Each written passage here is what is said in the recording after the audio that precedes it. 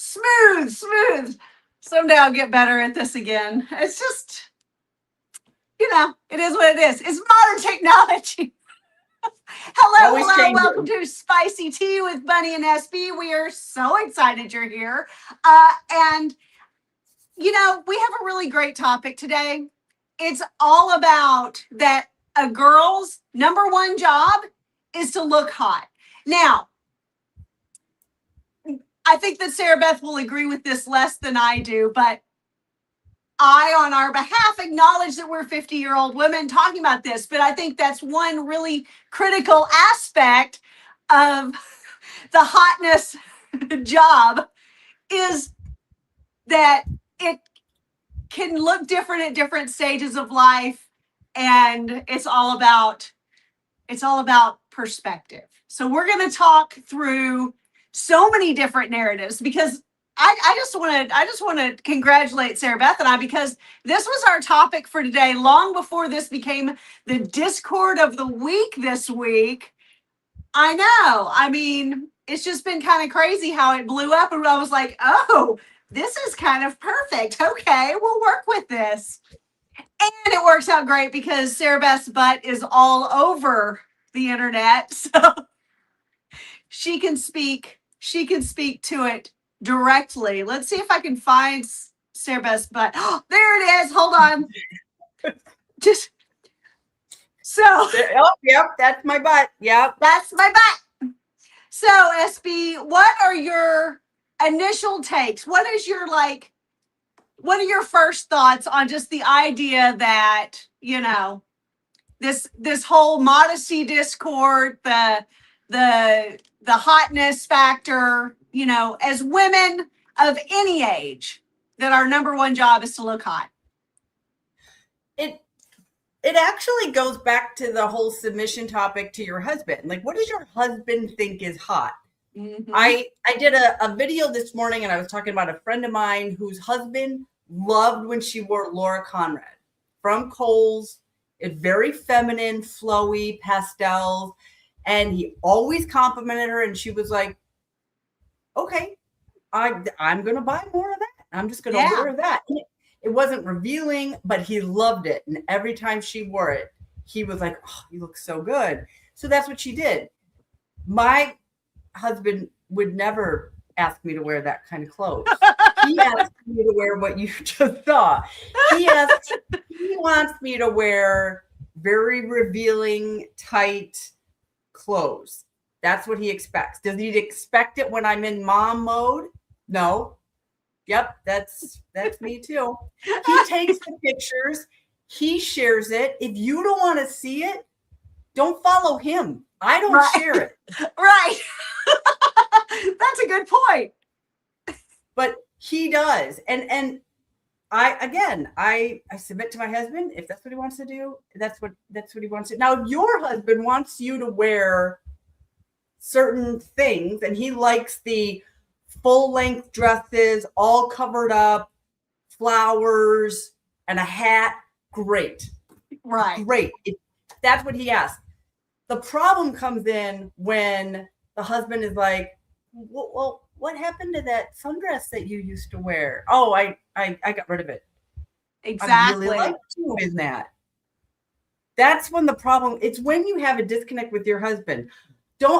I had a whole back and forth this morning with somebody and I'm like, okay, if you and your husband are happy and the desire's there and he's not asking you like, hey, where did this go? Why don't you dress up for this? And then great. You're good. My husband, if all of a sudden I was like, I'm going to get rid of all my sling bikinis and my G-string and the thongs that you bought me, we would have a problem. We would have a problem. Yeah, absolutely. And I do think that's something that I appreciate so much about our friendship and even in partnership through this kind of conversation is we see things very similarly as far as all of this from a submission standpoint, from a hot girl standpoint, from a looking your best no matter what, like your 7 roles, like all of these things we think similarly.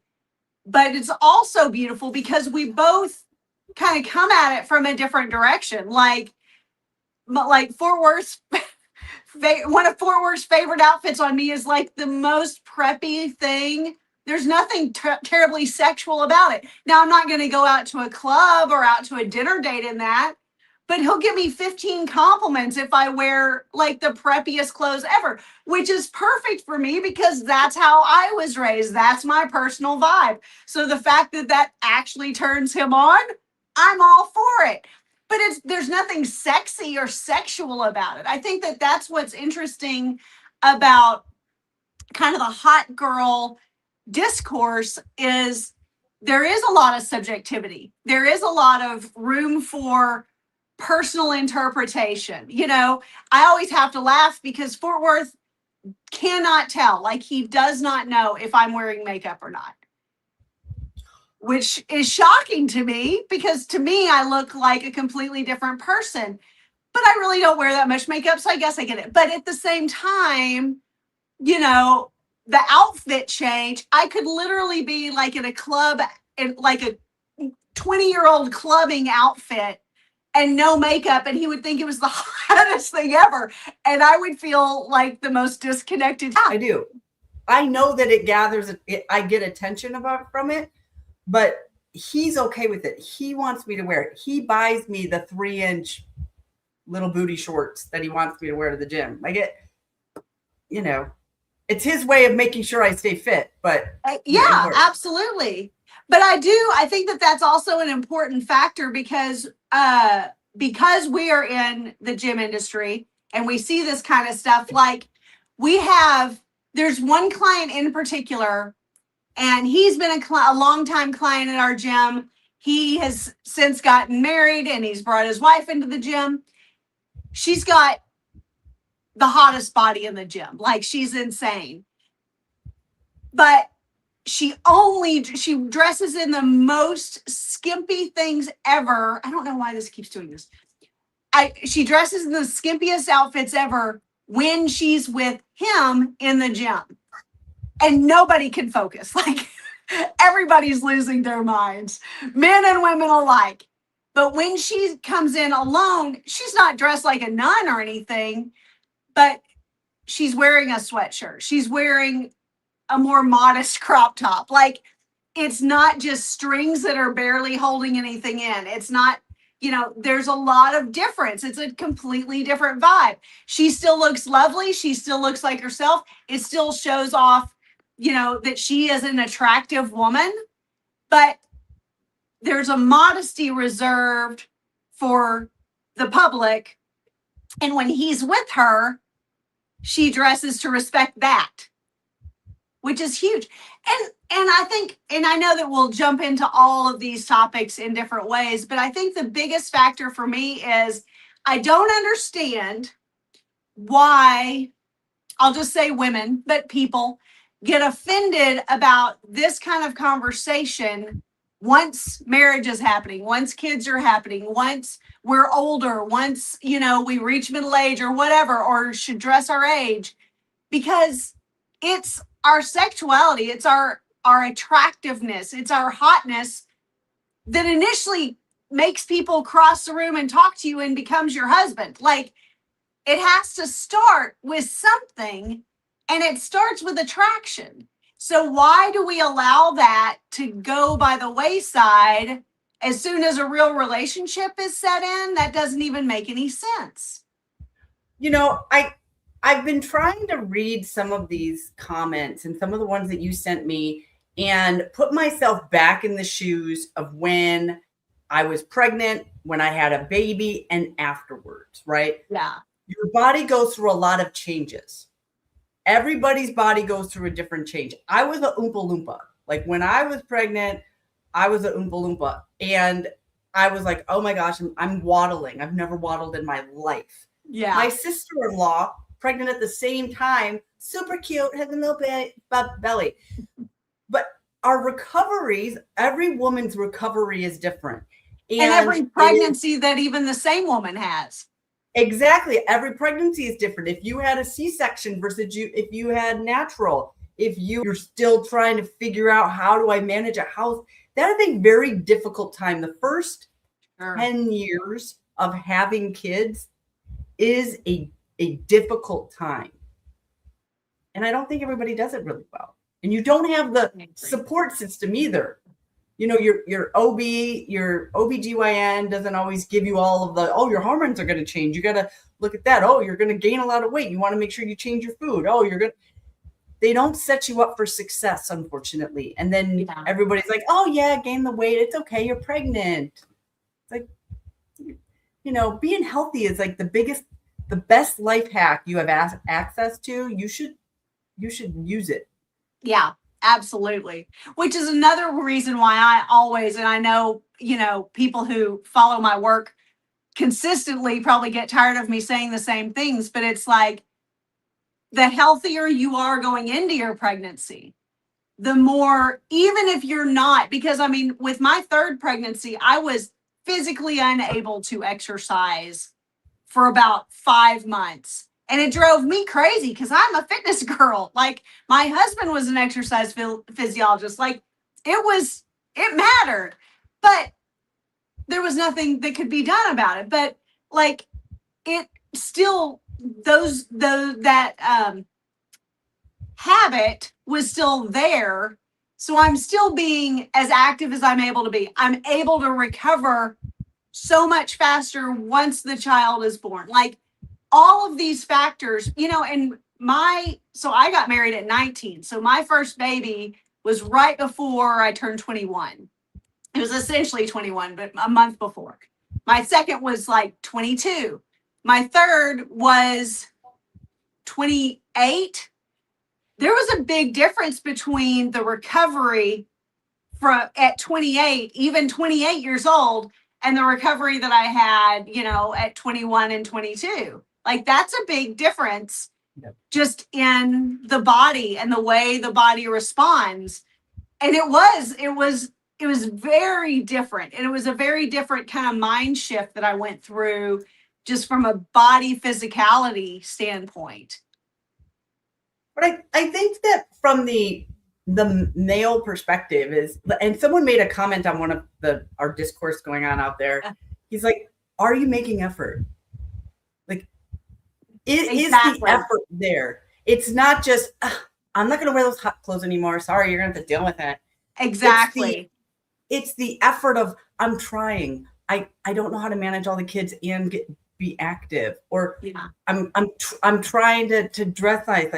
I'm so tired. Like, if you're putting it, those first 10 years of figuring out the family system with your kids, as long as the husband and the wife think the other is making an effort and they see it, and you're not just sitting and doing nothing, it's going to go a long way. It's I'm not going to do that. It's my body. I don't have to look sexy for you. It doesn't matter, is what puts, I think, men off versus I'm tired. I don't know what to do. Can you help me?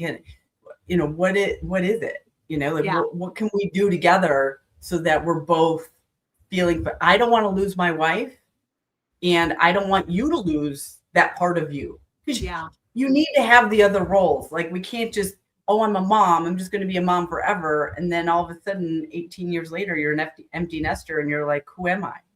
Yeah, exactly. I think that speaks to, like, from a hotness standpoint, let's say, or an attractiveness standpoint, depending on kind of how you want to approach the name, you know, and a naturally attractive woman who puts in no effort, who has a rough personality about it, who doesn't really think that she should have to do that or put in that kind of effort, versus a medium attractive woman or even an unattractive, who goes through the motions of making sure that her presentation is as nice as she can in that moment, with the tools that she has to make herself as hot, as attractive, as beautiful, however you want to approach it, so that she feels confident. You know, it's to me, it's as much for him as it is for me. If I look good for him, if I'm putting in the effort for whatever reason, it's going to also make me feel more confident. And that just adds to the positive kind of vibe of looking good. Like it's the attitude behind the appearance. And what you're modeling to your kids. I do follow a good amount of Instagram people who are active with their kids and teaching them how to do power cleans and squats, and like they're playing with them and throwing them up. They can do all of that, one, because they're fit. Yes. And they are modeling good behavior for your kids. So you're getting fit, you're staying fit. It's a good model for your kids, and your husband's gonna love it. Yeah, yeah, as a mom, absolutely. As a wife, yeah, absolutely. But so here's what I'm. Oh, yeah, go ahead. No, go ahead. I was just gonna say, do you think that most women are looking good, looking hot for their man? They're looking hot for themselves, or they're looking hot for other women? Oh, that is really tough, because I've been talking a lot about how the intent and behaviors don't match. Yeah. And because I'm seeing that over and over again. Like there was a woman who blocked me because my husband shared my butt, but she didn't block him. Even though he's actually the one who shared it. Right. So I'm like, I put in there, I'm like, if you don't want to see it, then you should really block him, because he's the one who shares it. Like what is the intent? To your point, like, are you looking good for your husband, or are you looking good to show other women or men, or to get the attention? I think most women do it for other women. I think they don't like the judgment, right? Yeah. So it really bugs me when women start to attack me because they're like, why aren't you modest? Why aren't you covering yourself up? And I'm like, are we submitting to our husbands or not? Like he wants to share it. He took the picture. This is what we do. He likes to put me out there. Okay. Like, I dress for him. I dress for me. It makes me feel more confident. But I do think that us women come at each other pretty harshly, and I don't like it. I want women to be exceptional, and that's kind of what I'm trying to do with my platform, and point it out in a positive way of, do you see what you're doing here? Do you see how what you're saying and what you're doing is totally two different things? Yeah, I agree. And my argument is always, when we're left to our own devices, when we're just home alone, do you realize how shitty we look? Like, we've got our hair up in whatever. We've got no makeup on. We've got the most oversized clothes, maybe even our husband's clothes. We're not eating anything real. Like, for the most part, girls on their own, left to their own devices, we're just shit shows. We're not looking good. We don't care. So to say that I'm just dressing well for myself is bullshit. But I do agree with you that when we leave the house, it's as much for other women because of the judgment factor. Because I think that this, and I'm gonna pull this woman up, because she's, I think a girl that you went back and forth with a little bit. And I think that if I can get all my things to work, I think this is a good example, because she was like, I don't dress up for my husband. Women should wear what they want. Right. But she's got a life hack. I mean, our back and forth was very, very cordial, very polite. Yeah. And she has a life hack that I'm not saying she takes for granted, but the fact that she is a fitness girl. It takes, I mean, you don't have to overly dress anyway when you're a fitness girl, because you look good in everything. Yeah. And so the desire isn't going anywhere. But if she was 100 pounds overweight and wearing that, maybe, I mean, I'm guessing her husband is also fit, Yeah. right? And I think she said she's 57 years old. Right. I mean, she's sitting at like what, 15% body fat less? Oh, easily. So when you are that fit, you can wear whatever the heck you want to wear. Yeah. Because it is no doubt in anyone's mind, you look good naked. But I think that that's a good example. You know, she says, I don't dress for my husband. I don't dress in a way that he needs, that I need his validation. But I do think it's fair to say that women are, going to be inspired or envious or whatnot whenever they see a woman walking around with, 15% body fat. But they're still going to attack her. They're still attacking her in this comment section. She looks like a guy. Her hair's too short, blah, blah, blah. It's like, honestly, if that's her look and her husband likes it, yeah, doesn't matter. But she is so fit, she can wear whatever the heck she wants to wear. Yeah. Well, and that's where like, where beauty does become, there are certain aspects of beauty that are completely objective. There's symmetry. There's all these kind of biological things, but it's also subjective, and everyone has a type. Some guys don't like tits. Some guys are tits guys. Some guys don't care about the ass. Some guys are ass guys. Some guys want a soft woman. Some guys really genuinely love good curves. Some would rather 15% body fat, 24/7, 365 for, 50 years. It's subjective. Oh, it's definitely very subjective. And like a lot of to me, so many of those women look the same. I don't know. This may be just my poor example, but I think that there's something to be said for a difference in just the symmetry, the breasts, the hips, the ass, the leg, the heaviness of different proportions. Yes, these women do look very much the same, but they look very much the same, but here's the thing, it's curves. Curves make you look feminine. Yeah. And some men like them thicker than others, and that's fine. Most men like some kind of curves. That's what makes you feminine. But not every woman's body is built that way. Right. But I just the hard part for me is the women attacking each other when you're a hot girl. Like I went through the comments and people say, oh, porn brain and all. And I'm thinking, this has happened my whole life. Right. Fine. Whatever. You want to attack me because I'm fit, because I put priority on it? Fine. But women do this for each other, because I'll tell you, the BBLs and the giant lashes that women put on their face, men are not, they could care less about that. Yeah.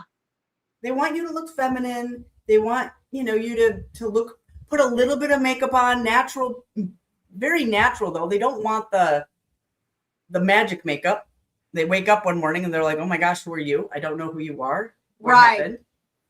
And some do want a very modest woman. Yeah. And that's fine.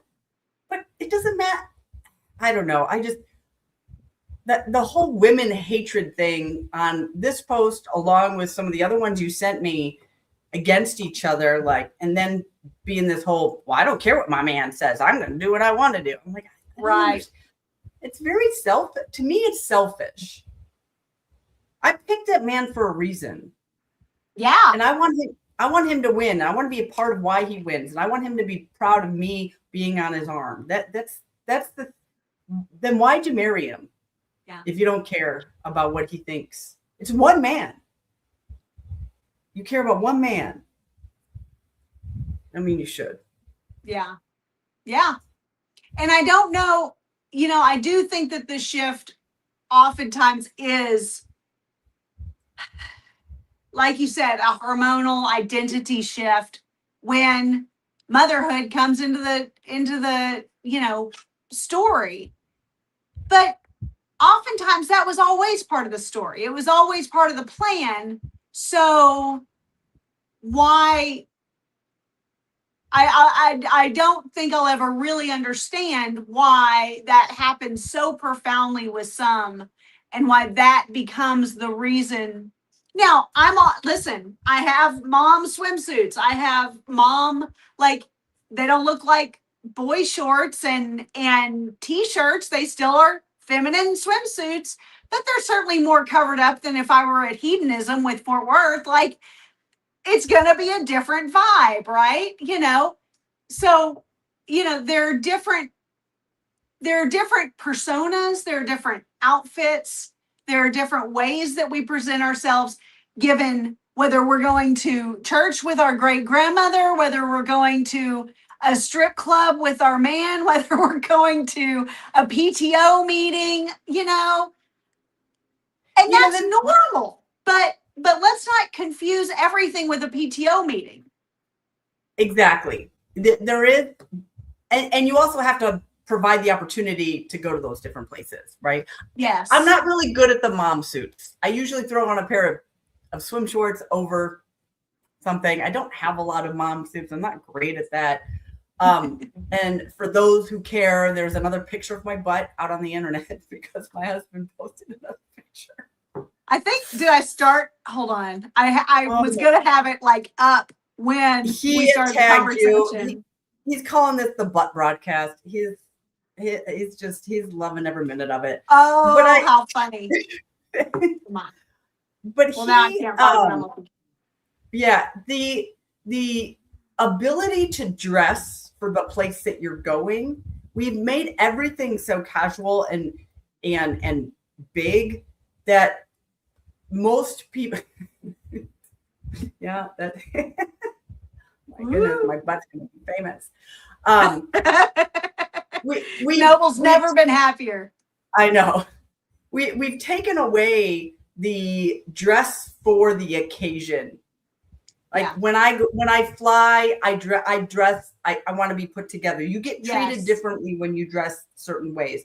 Yes, you dress different when you go to a PTO, PTA versus going to the club or to dinner. You're going to a nice dinner. When I go into Scottsdale, I wear different clothes. I dress appropriately, so I get treated well. I'm usually overdressed for wherever we go, but that's and it's my opinion that you always should be.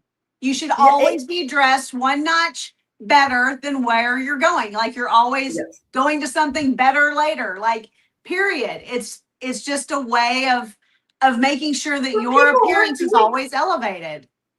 Why do you think we're not doing that? I mean, men aren't doing it either. I mean, no. When Noble and I go to dinner, we are constantly looking around like, is that a baseball cap? Like, what's going on here? The informality that it's like, why didn't you just stay home and make food? Like, why even go out if you're not gonna treat it like an experience? It's like, it's not experiences anymore. It's just like, it's like a flex. Yeah, I wore my casual clothes to this 5-star restaurant. That's what it's like. We need dress codes. Like, I want dress codes back. Yeah. I agree. And I mean, I think that this gets into all nature of kind of the last 6-10 years. But, I think that also nobody's eating at home anymore. So there is nothing special about eating out at any level of restaurant or, think of when we were, I mean, I'm not trying to make us sound old, but think of when we were kids. We did not have drinks with us. We did not have cans of drink. We did not have bottles of water. We did not have a to-go cup with us 24/7. Nobody did. Like, that was not a thing. There were all kinds of things that we weren't constantly ingesting like we are now. So there is nothing special about even fine dining anymore for the majority of people in the United States. I'm going to preface this to be, this is stateside conversation. It is. But like, there's nothing, it's all rushed. We're all just stuffing ourselves all the time. We're all eating whether we're hungry or not. We're all drinking constantly. We're drinking as many calories as we're eating every day. And so there is nothing special about the restaurants or the experience of that. That used to be something you did on like Sunday afternoons or a special occasion or mom's birthday, or you were getting engaged, or it was a hot date night. Like it was an event to do something like go out to dinner, It was not. It's interesting you say that. I follow Caleb Hammer. He does financial. He's got a YouTube channel. He brings people on and kind of goes through their finances and basically. Oh, I love him. Yes, that guy. Right. Glasses. So, yes. Yeah. So he was saying on I forget what podcast, probably like Rogan or whatever, and he was like, we have so much disposable income that we're ordering out every day. Yeah. Like that blows my mind. Like we make a good living. I meal prep every week. Yeah. I make cheeseburgers for the week. Like I'm like, okay, they're set. Then you can just heat it up and go. And we've got our breakfast. I got eggs. I got lunch. I mean, we eat at home most of the time. We go out a couple times a week, but we eat at home most of the time. But when I see, even when we go out and I see the DoorDash coming in, our favorite Asian place, it's like, it's constant. I'm thinking, how can you afford that? Like, I don't understand. People will spend $40 to get a $10 Starbucks order to themselves. Like, I mean, all day, every day without batting an eye. Yeah. I mean, I know this is a whole other conversation, but it all adds to this overreaching conversation of just hotness factor and the presentation that always bringing your best to the world requires, and it requires effort, and it requires kind of an awareness of making things special again, making things worthy of dressing well and of presenting yourself well. Yeah, there is everybody has a Birkin, everybody has a Coach. Like Coach isn't even like the high brand anymore. It's like, oh, you don't have a Louis Vuitton. It's like, I mean, the consumerism has just exploded, right? Like it's just, it has taken the specialness out of so much, whether it's shopping, whether it's food. I keep seeing these experience restaurants come up, like it's like a ship. You're eating or having a drink on a ship, or you're going on a train, or you're like, they keep trying to like one up each other. Yeah. And I don't know. Like it's a bit much. I know that we've kind of got off topic from the modesty. But modesty doesn't have to be moo-boos. Right. Like, and maybe I'm dating myself by using that term because I don't know. I saw a woman on like Instagram the other day, and I swear, I don't know what she was calling it, but it was a moo-moo that this woman was wearing. I don't quite get that. Like, even at home, I know you were saying like at home, you're like in baggy.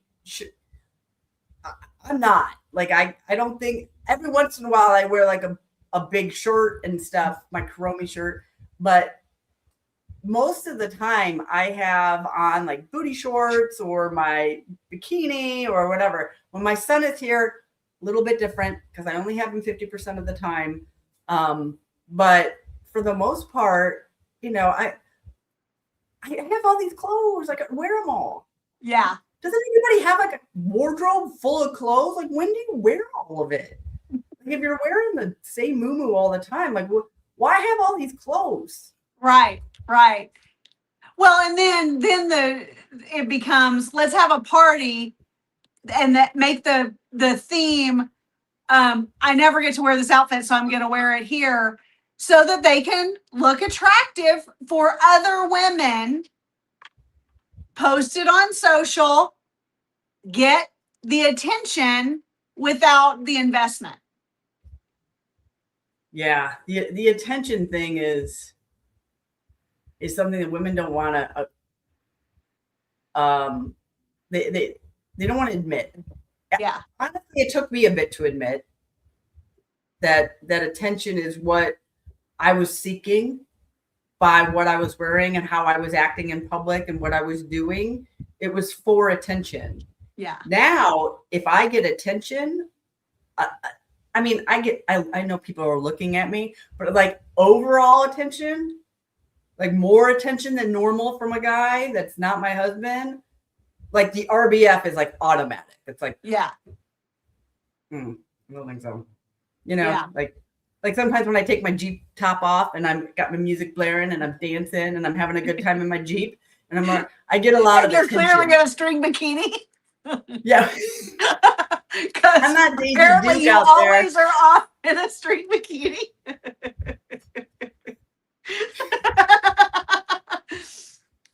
He put a new one on X, and he was able to make me the bikini. Oh, there's another one. He made me a bikini model for a brand that we partner with for an Arizona suit. So he put that. Oh. In case anybody was wondering what your best ass looks like. I mean, yeah. Anybody need some more pictures of my butt? Is this in honor of Arizona? That you're so patriotic. I'll tell you, we saw they posted one of Texas, I think, and we were like, really? I want you to make one for Arizona. And they were like, okay, we'll send it to you. So they made it, and we did a whole photo shoot, and they put it out there, and there's other people have purchased it and stuff. I love that. I love that. So. Okay. Let me pull up. So, I mean, everybody's kind of gotten a hold of this conversation topic this week for good reason. It's a good one. But since we're the chicks who have no problem talking about female sexuality and presentation and all this, so I kind of wanted to go through. SB, can you read this okay? Or I don't know what kind of screen you're. No, that's fine. I'll pull it up on my, I think you sent this one to me. Yeah. I mean, it's kind of just one of many, but I just kind of wanted to go through because this Brittany girl in particular was very vocal in a lot of the kind of back and forth, for better or worse. I mean, you know, we all come at this with our opinions and our belief systems. So, number one, a woman's body changes after a baby. Yeah, no shit. Yeah. She can still be attractive, but not always in the same way. Mourning the loss of the shape you were used to while your husband is guilting you about getting rid of clothes that don't fit you anymore and never will again. Okay. Yeah. So first of all, I'm going to say, you know, everybody's different. I didn't experience this. I didn't have this problem. I didn't have any problem getting back to my pre-baby weight or my pre-baby shape or any of these factors that she's kind of talking about mourning the loss of. Yes, some pregnancies were a little bit more difficult to bounce back from, but I don't know that I ever experienced mourning the loss of the shape that I was used to that attracted my husband. You know, but I do agree that you can still be attractive, but not always in the same way. Like there are different ways that through the seasons, we shift that hot factor, that attractiveness factor. So what are your thoughts on Brittany's number one? Yeah, the reframe that I would do on that one is that sounds like a husband that doesn't quite understand the impact of pregnancy that can happen on a woman's body. Yeah. Like if I would have been able to have children with my exceptional husband, Noble, he would have made me feel so amazing about being this pregnant woman. Like you have a life inside you. Like this is amazing. Look at what you did. Look at it would have been this like birth into a new chapter of our lives. And it would have been like, this is what we're going to do next. And it would have been this very exciting thing. And my body's going to change. And he would have been like, yeah, okay. So your boobs are hanging lower and you've like, we'll get that back. Your energy will come back. We can do this together. I mean, it would have been more of a big celebratory, and he would have been very supportive. I know that's what he would have done. Yeah. To me, this is a woman feeling a little bit more alone and her husband not being exposed or prepared for how a woman's body might change. And he's probably just been told like, oh, she's not going to wear her hot clothes and you're going to have to deal with it. And to me, it's I'm going to pull Scott Adams with the reframe. Like, I think that there needs to be a bit more of a reframe on that. Yeah, that's good. That's good. 2, a woman's sex drive is based in hormones, not her mental state. Women should make efforts to be attracted to their husbands, but that is not the same thing as sexual arousal. I mean, we've talked a lot about hormones. And it's another thing that systemically, I don't think that our OBGYNs do a really good job of helping women understand that journey and what's going to happen.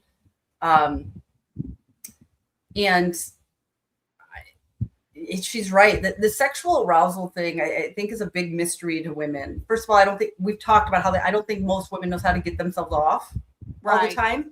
Like it's because no one teaches you. You have to just kind of explore and kind of figure it out, because who's going to talk to you about that? Right. Other than other friends. But the hormone thing, to me, this is systemic. I don't know about you, but my OBGYN did not have that whole conversation with me and really set me up for success on like, okay, your body's going to go through all these changes and you're going to have to, get these tests. Like I didn't have any of that. I don't know. I had really great doctors. Oh, well. I just did. Great. I had the greatest doctors. I had an exceptional. Sorry, I'm like, I just don't know what that's like. It's like every horrible thing that women are complaining about. I'm like, I don't get it. I had exceptional experiences, but I'm also just super, lucky in that way.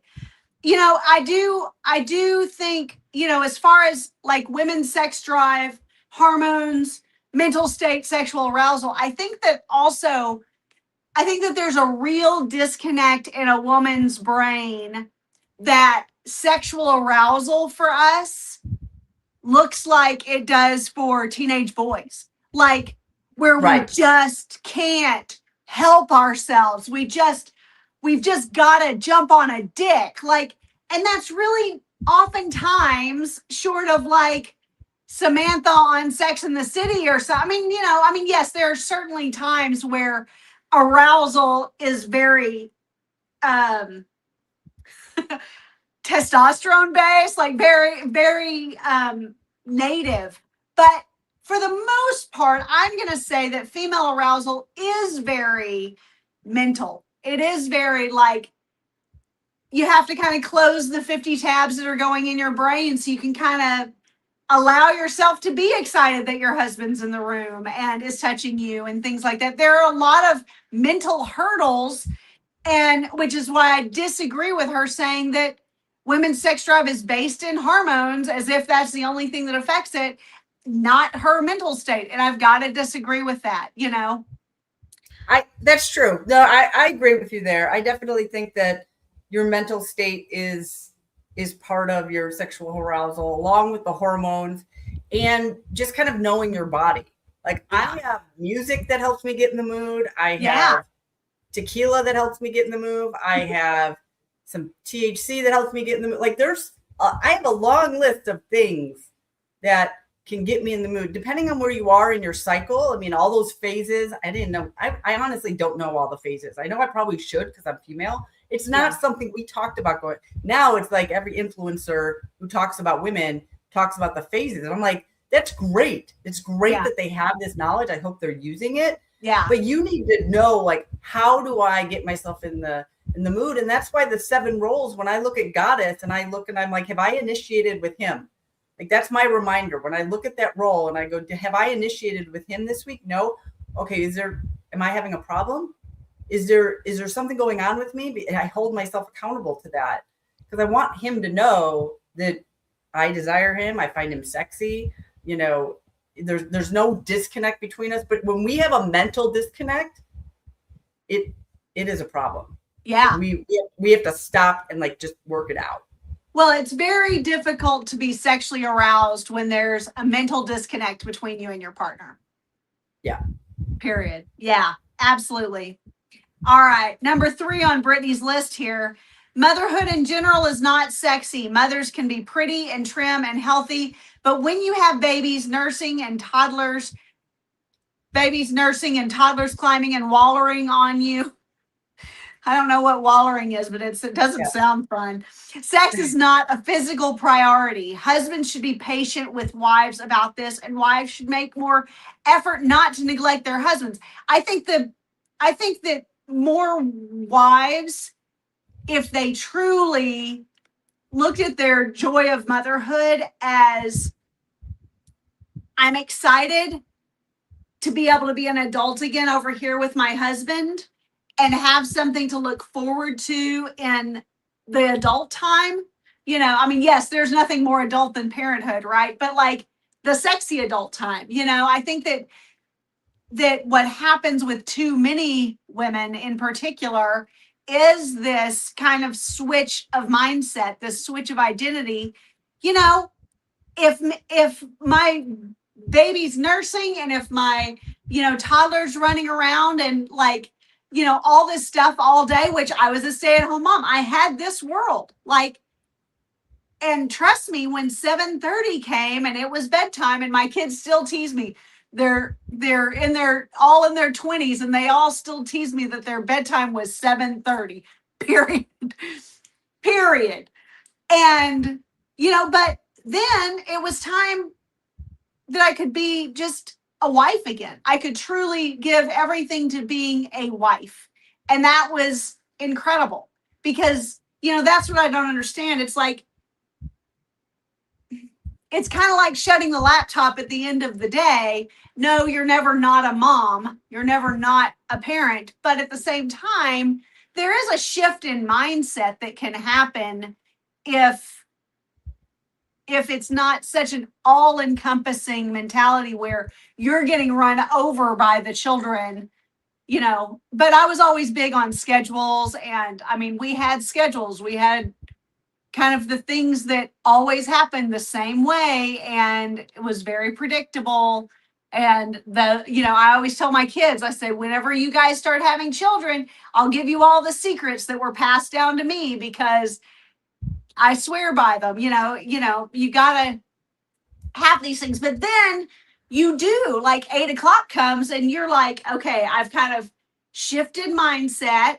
I'm not in mommy mode anymore. I've maybe gotten a shower, I've washed the spit up off. I've maybe taken my first shower of the day, depending on what season you're in, and I'm ready for maybe to have a little drink. I'm ready to curl up on the couch and watch a movie with my man. I'm ready for to feel attractive to this man that's in my life. And this is where the hotness comes in. This is where the sexy lingerie, even if it's different than it was a couple of body sizes ago or whatnot, this is where these kinds of things and habits I think this is back to our conversation we had last show about these fitness habits. It's a habit to not let yourself just get schlumpy.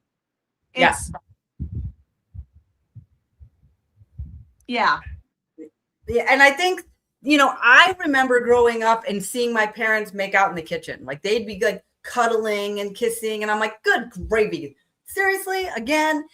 And it was important though, because then I saw them as a couple, not just as my mom and dad. It was uncomfortable for me, but looking back, I can understand why it was important for them. Now I can do that with my husband in their kitchen. And it's kind of funny because they're like, oh yeah, I remember that. I remember when you hated that. Exactly.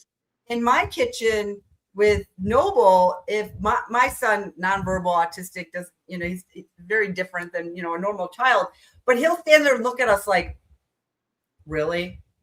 Like, why are you touching my mom? You can walk away now. Like, but it's that uncomfortable. You don't have to be like tongues flying everywhere and hands on boobs and butts and whatever.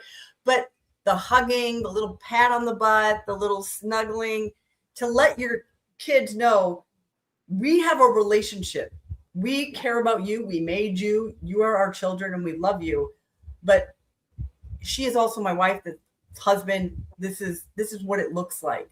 Yeah. And that's good. I mean, mothers, I don't know why we would say that in general it's not sexy. Like, I think that many men, when they watch their wife become a mom, they're just like, whoa, like, you are amazing. Like, they love that. And it's not like the sexual sexy, but it's this pride. It's this, you are, watching this woman change and be the mother of your children it's invigorating to many men. I don't know about all men. I can speak for what I hear about from Noble and such, but I don't know. I think that, yes, he loves a MILF. He loves a good MILF. I've hardly come across a man that doesn't, even after he's kind of had all of he's made all of his kids or whatever, doesn't go, ooh, she looks great. Like, there's nothing more beautiful than a pregnant woman when a pregnant woman comes into the room. Like, there's youthfulness there. There's a glow there, even if she's absolutely miserable. Like, there's a different energy to a pregnant woman that's just undeniable. And it is beautiful and it is sexy. And it is, because it's anything that's attractive in us. I mean, there's nothing more sexual than a pregnant woman. How do you think that got there? Like, right? That is sexy. That makes it hot. I can't help this next one. Go for it. Let's see. Okay. 4. It's bad. Let me get back. I think this is bad. Nobody is going to get to remain married to the same person for their whole lives. People get sick or injured. Men go bald. That's random. Women get diastasis. I don't know what recti. I don't know what that is. It's not always about getting fat. And more than that, we don't stop maturing on our wedding day. Thank goodness. The man you're describing here is selfish and hollow for not appreciating his wife's growth and for being disappointed that she's not the hot girl he married. Go for it. I mean, her response is to Pat Stedman. Yeah. Right. And if you know his work, his intent is good. Like, when you read what he's talking about, the norm, he's not talking about the fringe. And I feel like a lot of the people out there kind of go into these fringe examples. I sometimes get sucked in there because when I see some of the posts out there, I'm like, that's not me. I did this divorce thing wrong, I guess. Like, or, oh, that's not me. I guess I do corporate leader wrong. So I try to, keep that to myself because I know I'm on the fringe. He's talking about the mass majority and what is actually happening. When new moms decide to permanently and totally eliminate their identity as a sex object, and everyone's like, sex object, I'm not an object. But the intent in what he's saying is what a lot of men are feeling. Yeah. They find this woman, they fall in love with the way she looks, the way she thinks. They're going to grow together on this journey. And then she gets pregnant and they're, oh my goodness, we're going to start a family. And then she becomes this totally different person. Yeah. And not different in like a good way, but I'm just going to let myself go and I'm not going to dress up and I'm not going to wash my hair and I'm not going to ever dress something sexy. Like you want to be a sexual object to your husband. But that piece is what a lot of women out there got really upset about. But that number 4 is just so many random things. Yeah, people get sick. Yeah, that's a fringe. That's a fringe example, and it's a very unfortunate. And I hope people who lose their husband or their wife find love again and are not alone. Like I don't understand where she was going with this. You know, she's trying to say that the men that Pat's talking about are childish because they're not appreciating their wife's growth, and they want her to stay a child. And I'm not quite sure how she was getting that. And sexy doesn't go away when you mature. No. Sexy just gets better. Yeah. And more confident. You get more confident the older you get in it. That's sexy. Yeah. Yeah. Well, and I mean, and how strange. It's like, even her first sentence really irks me here on number 4, because it's like, nobody's going to get to remain married to the same person their whole lives. What part? I mean, granted, neither of us are married to the original people that we married, but what part of the vows do you not hear when you're saying that? You don't go into it going, you know, till death do us part, or, you know, until I get sick of you. You don't do that. You go into it going, we're going to be the exception. We're going to be the ones that everybody is looking at after our 60-year anniversary. We're going to be the ones who make it, you know? Yes. That's a whole, I mean, I'm not losing a husband because he goes bald. Like, what? Like, I don't understand even her examples. It doesn't even make sense. I mean, I don't want to read too far into it, but that seems like a bit of projection of something that happened in her life. Yeah. And, you know, I went into my first marriage saying divorce is not an option. Yeah. We still got divorced. It happened. It's unfortunate. You feel like kind of failed. You're like, I thought I made a good decision and I didn't, and I should have saw flags, and and you grow from that. And then hopefully I wanted to get married again. I know not everybody, they go through divorce and then they're like, never getting married again.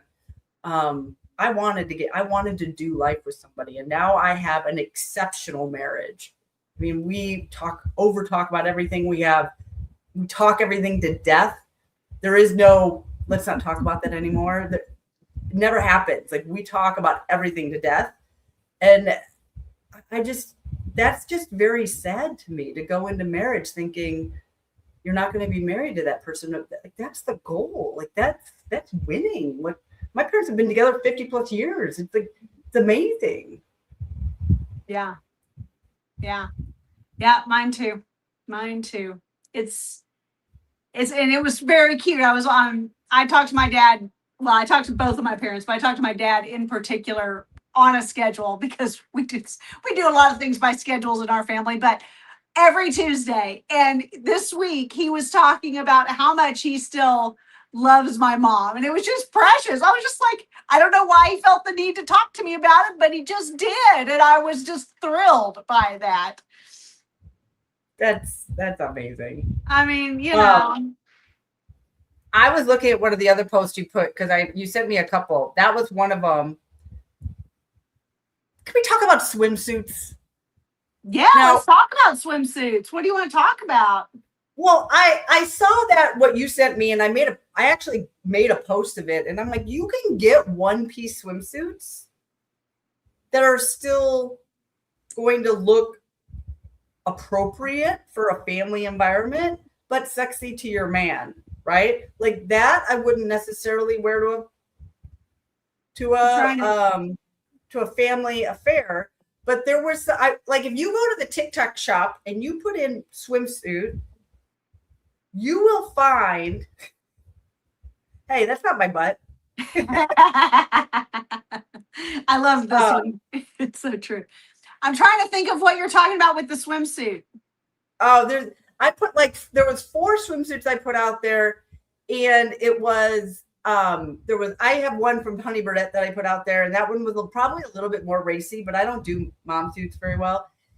But there was a lot of one pieces and the cutouts on the side on TikTok Shop that were sexy enough that that your husband would like it, and you would look like, I'm still looking sexy and not like a swim dress. Like, I think that some are taking a little bit too far. The mom suit a little bit too far. Yeah. If you stay fit, you can wear these cutouts and these. They make. Oh, here we go. I'm sorry. Keep talking. I found your post. Yeah, they still have the swimsuit. They're starting to put corsets in there. So I do think, that you can get modest swimsuits that still let your man be like, oh yeah, that's mine. Right? Like, that one even has like a little sarong on it. You've got a two-piece that's going to cover the whole butt. You don't have to show your butt like I do. Obviously, my butt's all over the internet. I have that one. It's not the easiest to remember how to put on. But I bet. And I mean, this one, someone's like, oh, I really like that one. I'm like, yeah, it covers you up. It's not a whole lot of cleavage, but it shows just enough that my butt would still eat that. I was gonna say, even just strappy like that, I look like a porn star when I wear anything that's just those thin straps like that. Yeah. I do better with just a complete strapless than I do with straps, because with straps I look like the straps are about to break, and they may. And I would say that the strap, the ties on the side are a little dangerous if you have kids, because if they're clawing on you, they could undo them. I've had it happen. So I understand that you have to be a little bit strategic when you're a mom, because if you have kids crawling on you, you want to make sure you kind of no wardrobe malfunction. But I think that there's a lot of options out there. Mike has a great point. The red Baywatch one piece is always a classic. Think Farrah Fawcett, think Baywatch. It couldn't be more modest. It's literally just a one-piece swimsuit, and yet sexy as hell. It is. Good point, Mike. And it's got more coverage than the red one that my husband put out there. Like that is not the Baywatch suit. That is. Noble will not be buying the Baywatch suit unless it's to recreate a running video. Oh my goodness! He buys he buys a lot of suits for me. I have a lot. I have a couple you right guys now. do live in Arizona. You have a pool. I mean, it makes sense. I do have a lot of opportunities to wear the suit in my backyard.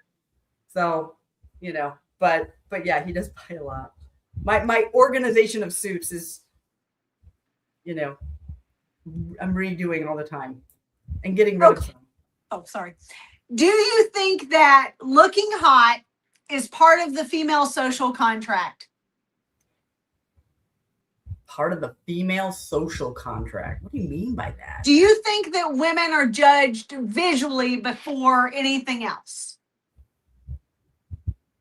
And do you think refusing to acknowledge that because they're out in the world and because you're right, because even going to the grocery store, you kind of touched on this earlier, even going to the grocery store, if I'm in a dress and heels, people are apologizing for being in my way who aren't in my way.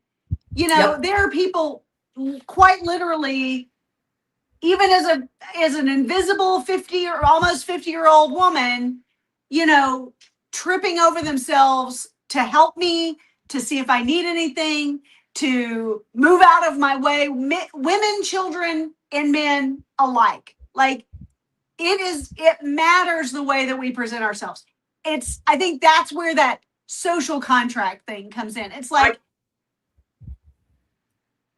I agree. And I think that you get compliments I've gotten compliments from women that have left a mark, because I had a cute outfit on and I was just going into the grocery store, and this woman's like, that is on point. You look great. And I was like, when you get a compliment from another woman, Yeah. hits different. It hits different. And I love that. When I get compliments from women, I do like to create new outfits and I like to feel cute. It gives me confidence and you get treated different. To your point, you definitely get treated different, whether you're in the store. If I walk into White House Black Market and I look like I belong there, I get treated differently. Yeah. Fort Worth loves to tell stories about how I always get things free whenever I'm dressed well. He's like, she gets discounts no one else gets. He loves to tell these, and it's a lot of it is true. I mean, he likes to exaggerate, but it's pretty close because it's people treat, and this is since COVID or pre-COVID, because I do think that there was definitely a major shift that went back. I think that the world is finally starting to kind of heal a little from that. But I think a big part is because we have Ozempic and all of those kinds of family of drugs. And people are going, oh, I actually like being thin. Never mind. I forget. I'm kidding about that. And that's a whole other, I've got some posts there that I would love to touch on just from that kind of standpoint that have nothing to do with Ozempic, but just kind of like that getting back in shape after divorce thing. But, I think the saddest thing that a woman can do is not acknowledge the power that she has by presenting herself well. But not taking it too far to entitlement. Yeah. Yeah. I think that's the piece that gets a little bit much, because I'm with you. Like, even when I was young, and my smile seems to get me lots of free stuff. Oh, my mom definitely does. Did he just give you a pair of earrings? Like, we were in Florida in a place and he gave me a pair of earrings. And my mom was like, the store just gave you a pair of earrings. Like, who does that? Like, who just gets free stuff? And I'm like, all he did was smile. Like, I'm just a happy person. Like, I don't know. I love that. The way you present yourself 100% gets you treated differently. You have more confidence and it's infectious to other people. So yeah. I do think that you're right. There is some kind of social conduct. I do think people have taken it to a bit too much with the entitlement of like, you know who I am? Like, do you see me? And do you really think you can talk to me? It's like, come on. And I think that's another kind of a level of subjectivity on that hotness scale. Like in, let's say, Miami, you're not going to be rewarded for being hot and super friendly. You're going to be rewarded for being like, I don't think you deserve me. My cost of entry is $31,000. Seriously, but like in Dallas, or in Fort Worth, being well-dressed, being kind, speaking to people, being personable, having, not taking yourself too terribly seriously. Yeah, I think that there's a difference in entitlement factor depending on kind of subjectively where you are in season of life, in the world, in all kinds. There are places where, even when I lived in Wisconsin, the first few months, and I've told this story before, I had a woman come up to me and she said, if we were in Boston, you'd get slapped for that. And all I was doing was being like Texas friendly. I was just being a friendly person. I said, well, good thing I'm not in Boston. Like, what do I do with that? I don't even know what to. I wanted to visit Boston until I was told that bullshit. Right? Yeah, East Coast is a bit different than the Midwest. The Midwest are all like aggressive and nice and polite, and then you go to the East Coast and it's a little raw. Like, you've got to be prepared for it. Yeah. So it's just kind of funny where kind of different levels of, that subjective attitude that either adds or detracts from your hotness or your attractiveness or your beauty, kind of plays in also, which I always find fascinating.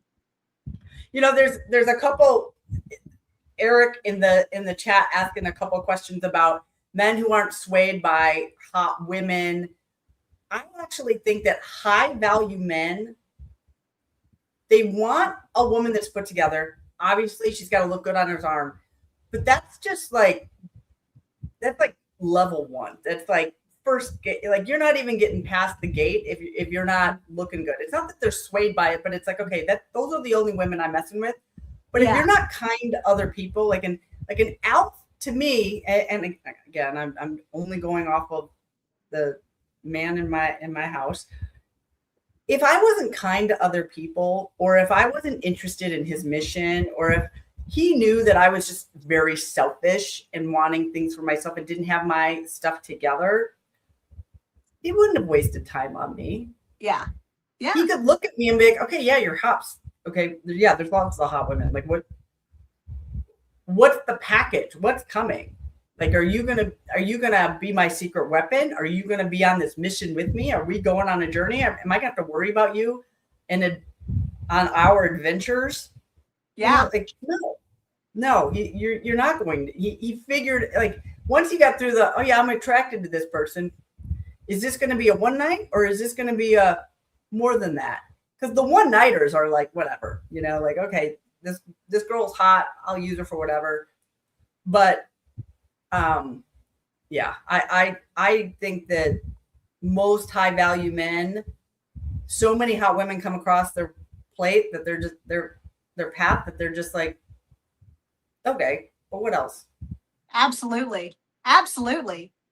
Well, and that's like even on Fort Worth's live stream on Monday, he was asked some questions about like what made me, the girl that he's now engaged to or whatever, like, and he said, she's got a stable mood. The person that you guys see is the person that I see. She's that way when she wakes up. She's that way right before she goes to bed. She's that way when she's frustrated. She's that way when she doesn't feel good or when she does. She's that way whether we're doing something fun or something boring. Like, I'm just kind of me. And, it's very rare that that's not true. And I think it's genetic. That's the way all of the generations are. That's the way I was raised. Like, I'm just kind of that way. You're very much that way. We're just bubbly people.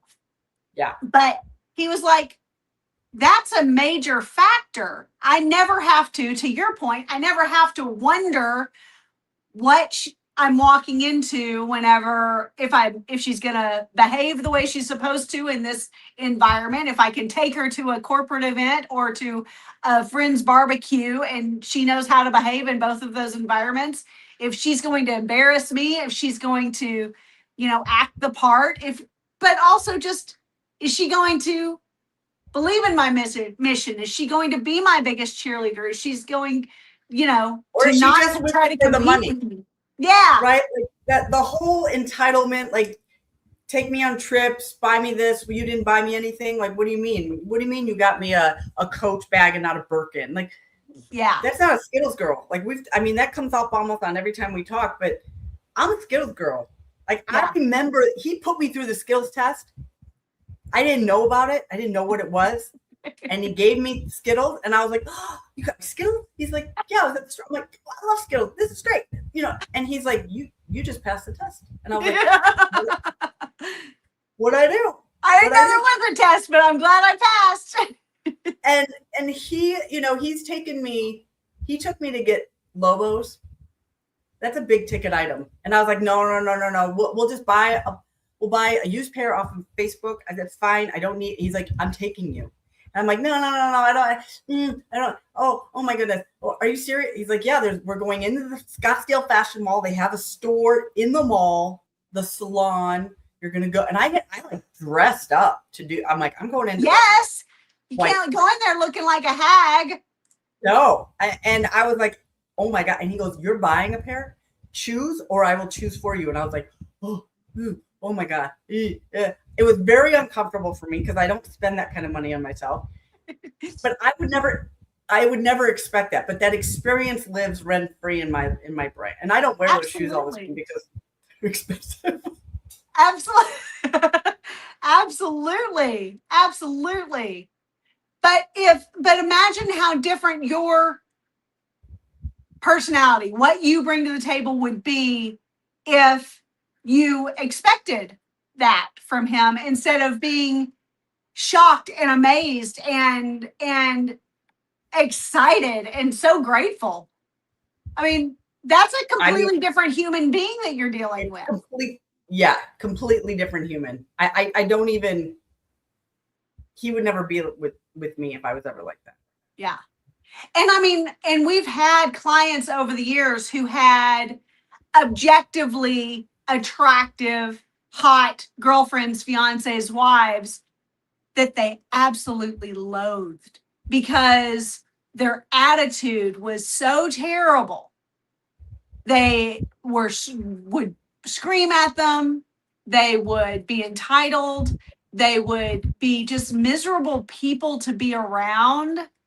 You know, they would get drunk and they would be embarrass them. You know, like all of these factors, exactly like what you're talking about, this entitlement factor. And this makes the woman unattractive. She may still be, objectively hot, and she may be subjectively hot to people who don't actually know her. But once you know her, you're like, actually get this bitch away from me because she is a terror. Yeah. And that does go a long way. Like when you see like couples that are mismatched on the outside, you're like, wait a minute, one's hotter than the other. But the personality goes so far because that's what makes you the secret weapon. And outside of the Skittles test, I would say you just mentioned, like, how is she when she's been drinking? Yes. Does she know when to cut herself off? Does she drink water? Does she make a fool of herself? Does she get so drunk that she's passed out? Like, how is she? Is she a mean drunk? Is she? That's a good thing to know. It is. I'm a pretty fun, happy drunk. I bet you are. I don't drink that much, but let's just say when we were in Japan on our honeymoon, we were in Osaka waiting for a cab, and I was like trying to take his clothes off, and he's like, "Would you stop, woman? We need to get in this cab. This is not appropriate for Japan. Like, you lock it up." And I was like, "Rawr," and he's like, "Oh, I mean, the cab driver comes, has white gloves on and everything, and he's like, lock it up, like stop." Like, I don't get like that often. Like that, I didn't. It was like all you can drink, and it was like the way they make margaritas is basically straight tequila. But anyways, I was gonna say that's why I don't drink tequila anymore, because once tequila touches the lips, there's zero self-control. I can control myself on any other alcohol, but tequila, not so much. Not so much. Tequila makes my clothes fall off in public spaces. And it was a sad day when tequila stopped agreeing with me. It stopped when I stopped having control over tequila and tequila started having control over me. Oh, but as long as I stay away from tequila, I stay on good behavior. There you go. Yeah, you got to know yourself, But I know that about myself. Oh my gosh. This has been lovely. We're going on. I know. So much fun. Okay, let's wrap up, but let's talk about number one job of girls. And by girls, I mean women. I'm not talking about anything inappropriate, people, but is to look hot. So what are let's come up with some standard, and we didn't discuss this ahead of time, so this is a pop quiz for both of us. Yeah. But let's talk about some standard things that aren't based in type, that aren't based in a guy's general proclivities and what he looks for, attitude-wise or whatever. But what makes a woman hot essentially across the board? At any age, at any stage in life, whatever. I would say structured clothing. Yeah. Structured fitted clothing. It doesn't have to be skin tight, but something that provides structure to how you look. Eye contact, simple. making eye contact and smiling. Smiling goes so far. I'll never understand why people don't smile more. I don't understand wanting to have a resting bitch face or knowing that you have one and not working to actively overcome it. I don't understand women of a certain age, and by that I mean usually about 40 and beyond. I'm 48 years old. If I'm not smiling, I look like a tired old hag. I'm like, oh, that's not what I want at all. Like, I'm running on the treadmill and I smile because the last thing that anybody wants is for me to not be smiling while I'm bouncing up and down on a treadmill. I'm like, it just doesn't look good. It's not an attractive look. So like this serious, like sexy face past 40, I don't generally think that it looks good. So smiling, yes. Smiling, eye contact, the way you walk. Yes. Right? You should have your shoulders up, walk with confidence, and head up, chest up, shoulders back. I mean, not like I don't know how to explain it, but and it doesn't have to be the model walk with like right in front of each other and everything, but there is this, kind of presence that you have when you're walking and you're kind of looking around and you're smiling and you're making eye contact at people. It just screams femininity. And if you've got some structured clothes on that's put together. Now, they do make some nice casual wear, right? Yeah. I totally get that. Yoga pants, I totally get that. Should it be always, I don't know, like jeans, I have some baggy jeans. It's not my best look. It's comfortable. Like I like to wear it, but I try to wear more fitted on the top if I'm baggy on the bottom. If you're baggy all over, you don't look serious. You don't look, right. That feminine piece. Yeah. Yeah. And I think, one of the rules that I have is I want to see what that outfit or what that complete look looks like in photos, because what I see in the mirror is different than what I see in a photograph of myself in that outfit. So I kind of go, oh, if I look at a picture and I'm like, oh, that's cute. No. That doesn't mean it's attractive. That doesn't mean it's flattering. That doesn't mean it's a good color on me. It means like, I don't know, it's got Disney ears or on it or something. Like that's a different vibe. But something that genuinely is looks good on your body, is flattering to your figure, and brings out your best qualities while also, let's be real, hiding some of the more negative qualities. This is a win. And I'm not talking about push-up bras and padded panties that make you have booties or whatever if you don't. But I mean, like you say, these structurally significant pieces that give your frame some structure and something that like lays beautifully is going to make your body look better, look its best. And if you go to put something on as a woman, if you go to put something on in your closet and you're like, ugh, and I'm like, get rid of it. Get rid of it. Get it out of there. You will keep wearing it and keep hating it. I don't wear prints. I don't wear prints. I don't wear huge prints. I don't wear a lot of different colors. There are several colors that I just know. I don't like them on myself. They don't really look great. I like the color because I like all colors, but you know. But yes, I would love to be able to wear these beautiful big floral prints, but they look atrocious on me. I can't.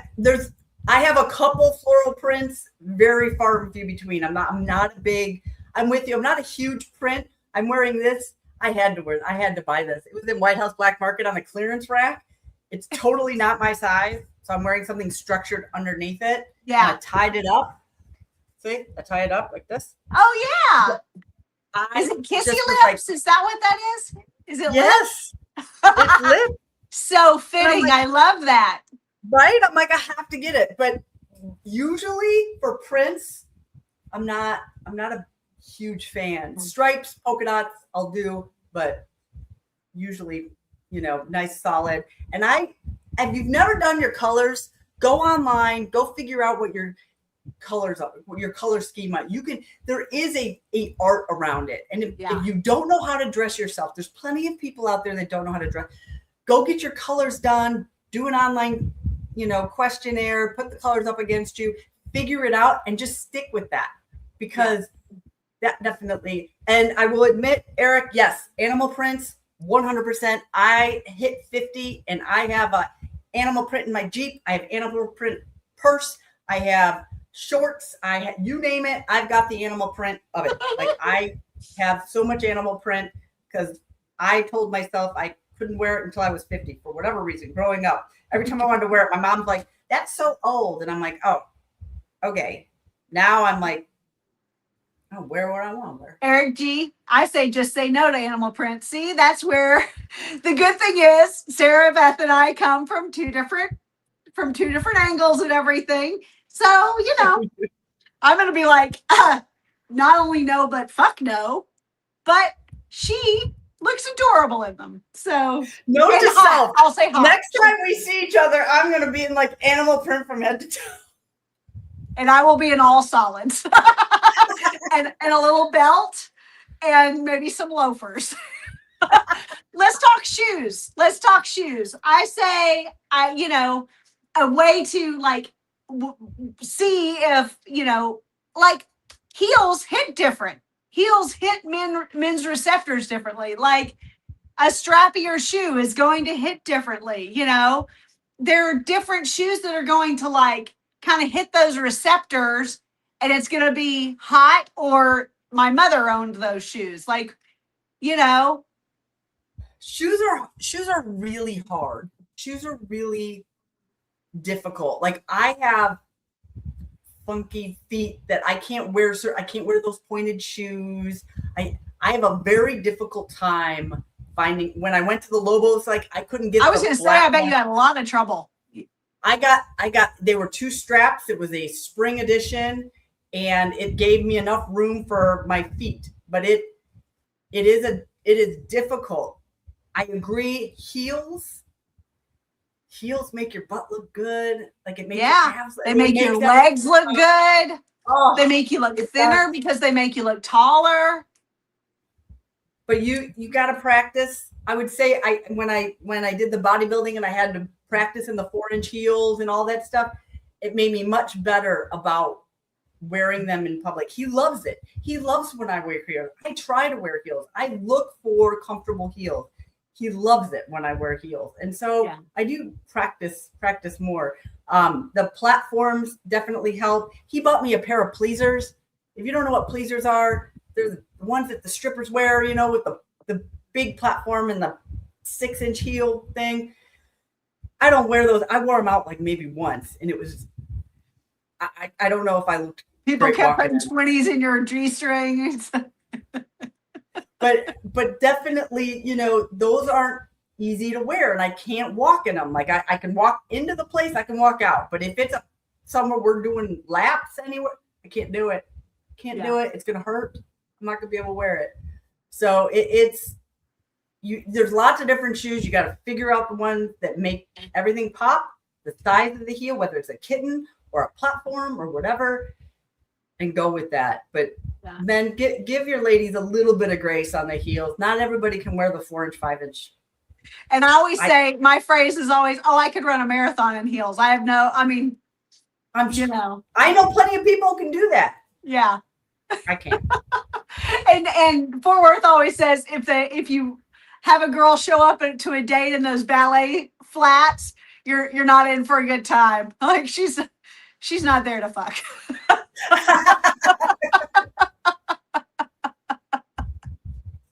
I can see that. I can definitely see that. But I think a lot. I feel like we talked at the subject. We talked around the subject. We kind of gave our mature take on the subject. And by mature, I don't mean old. I just mean like we have been through seasons. We've been through them, and we kind of like grandparents when they're like, oh, I understand now what's not important and what is important, and what I obsessed about as the new mom isn't necessarily as important now that I look back at it. Similar in kind. We kind of see a bigger picture from this stage of life, and it's very helpful. And I think that both of us still do a fine job of still looking hot and doing our part to beautify the world in our own vivacious, bubbly way, sexy way. And being fit is the best anti-aging. It's a life hack. Yeah. It is a life hack. You're setting your kids up for success if you increase activity in your household, if you eat healthy in the household, if that's just a part of life in your household. It is the best anti-aging, best health hack you will have, is just being active, being fit, being strong. You recover from things better. You are more, you can, move easier. I see my parents now, and I'm fitter than they are when they were at my age, which is great. And they love to see it. And I just know that I'm going to have a longer life, more active life because of it. And it is a life hack. And the earlier you start, the better. Stay hot. Start hot, stay hot. Stay hot. Stay hot. Woo! It's all about the vibe. Yeah. I love that. Thank you guys so much for joining us today. If you guys have any more questions, or if you have any ideas of what you guys would like to hear Sarah Beth and I dig into, please feel free to reach out. We always come up with really great ideas on our own, but we like input, Definitely. Thank you guys. Have a great day. Stay sexy. Go look for those hot wives.